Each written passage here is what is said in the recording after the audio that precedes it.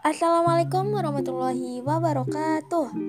Kami dari kelompok 4 atas nama Anissa Nikmatun Aida, Ferianto Zuhdi, Muhammad Rudi Aprizal, Urwatul Usko, dan Salma Firdaus.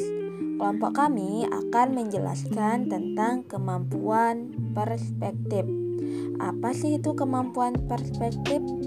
Perspektif menurut Kamus Besar Bahasa Indonesia adalah sudut pandang manusia dalam memilih opini dan kepercayaan mengenai suatu hal.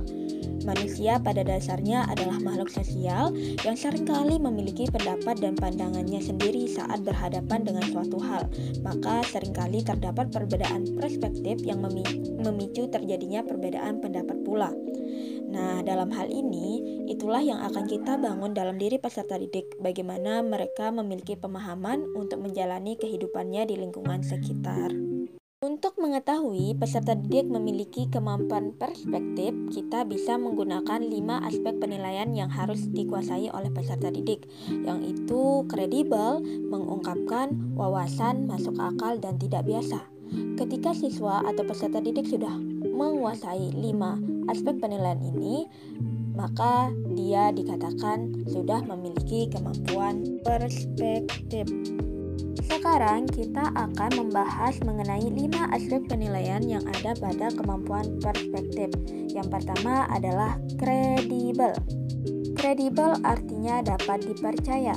Dalam penilaian maksudnya ialah sumber bukti nyata dan teori yang disampaikan.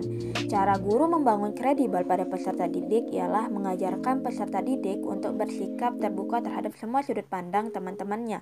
Mengajarkan peserta didik untuk mempelajari terlebih dahulu mengenai materi yang akan mereka sampaikan dengan memberikan contoh-contoh yang bisa ditemukan dalam lingkungan sekitarnya.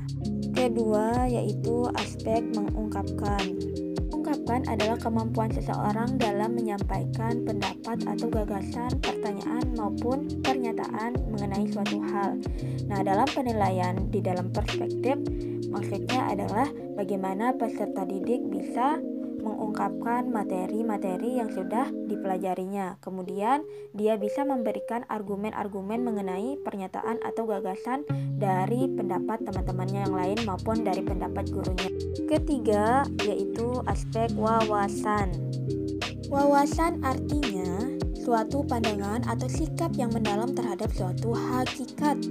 Wawasan terkait dengan bagaimana peserta didik melihat kehidupan dari berbagai perspektif.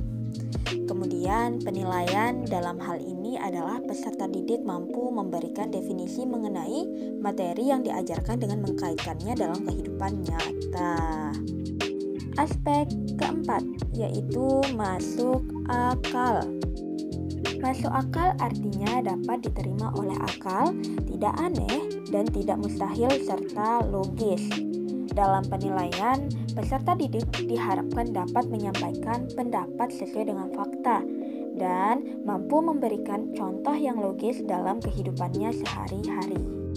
Aspek kelima yaitu tidak biasa.